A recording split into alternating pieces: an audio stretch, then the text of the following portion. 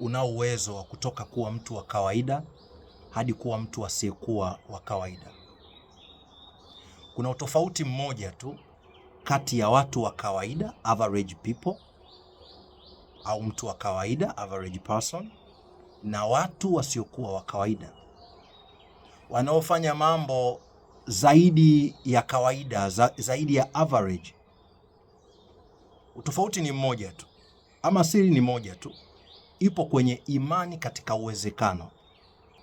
Umeshawahi kuona unapokuwa na wazo fulani ambalo si la kawaida, la tofauti, alafu kwenye akili yako mawazo yanayojaa zaidi, yanayokuja kwa haraka, ni namna gani haitawezekana, ugumu, mapungufu ulionayo.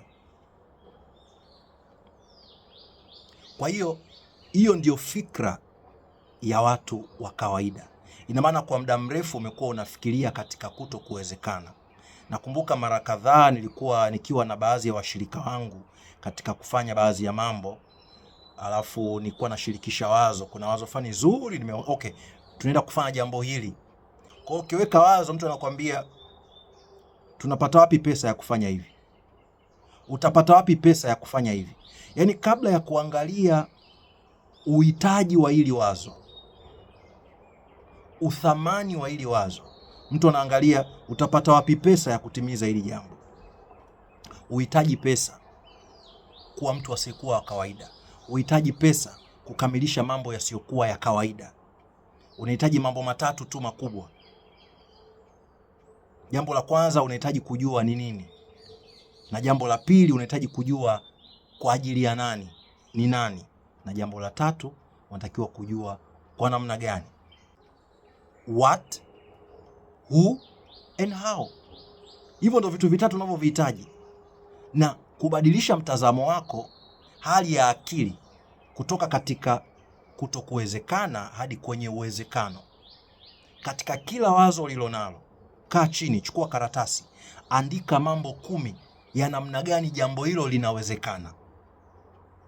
Usiweke akili yako kufikiria ambavyo haviwezekani, madhaifu ulionayo, mapungufu ulionayo. Piga mahesabu, ni kwa namna gani hilo jambo linawezekana.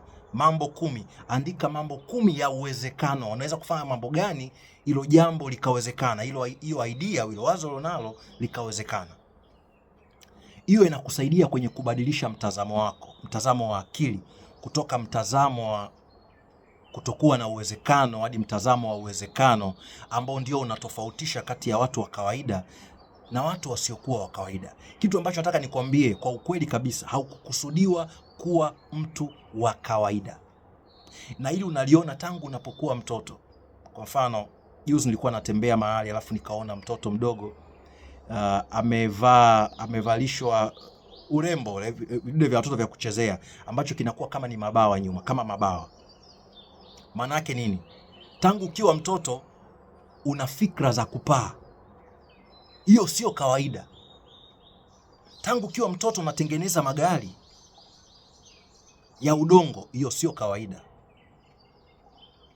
Tangu ukiwa mdogo ulikuwa una fikra, wengine walikuwa naziita ndoto za mchana, lakini ukweli ni kwamba zile ndoto ambazo ulikuwa unaziota ukiwa mtoto hazikuwa ndoto tu, zilikuwa ni utabiri halisi wa maisha yako.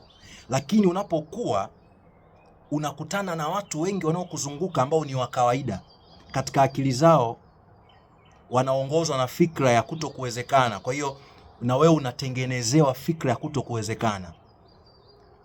Watu wa kawaida wanachukulia kushindwa kama kushindwa, yaani kuteleza kama kuanguka. Kwa Kiingereza imekaa vizuri zaidi, wanachukulia defeat kama failure. Wakati katika uwezekano, watu wasiokuwa wa kawaida wanachukulia kuanguka, wanachukulia defeat kama ngazi, kama mafuta ya kukupeleka mahali unapokuwa. Watu wa kawaida akifanya jambo, akiona anakosolewa, kwake inakuwa ni uthibitisho wa kwamba jambo hili sio jambo unalotakiwa kulifanya. Watu wasiokuwa wa kawaida wanapoona kukosolewa kwa ukali sana, wanajua nguvu ya lile jambo ambalo wanataka kulifanya, impact ya kile anachotaka kukifanya. Huwezi kukosoa kitu ambacho hakina matokeo. Kwa hiyo badilisha mtazamo wako. Kumbuka zile ndoto ambazo ulikuwa unaziota. Usiache kuota. Usiache kuota ndoto. Kila ndoto unayoiota sio jambo la hewani tu, ni jambo ambalo unaweza kulibadilisha kuwa kitu halisi kama utajua kanuni. Kumbuka, unahitaji mambo matatu. Unahitaji kujua ni nini, unahitaji kujua kwa ajili ya nani, na unahitaji kujua ni kwa namna gani. Wewe sio mtu wa kawaida. Ukuja katika Sayari Dunia uwe mtu wa kawaida.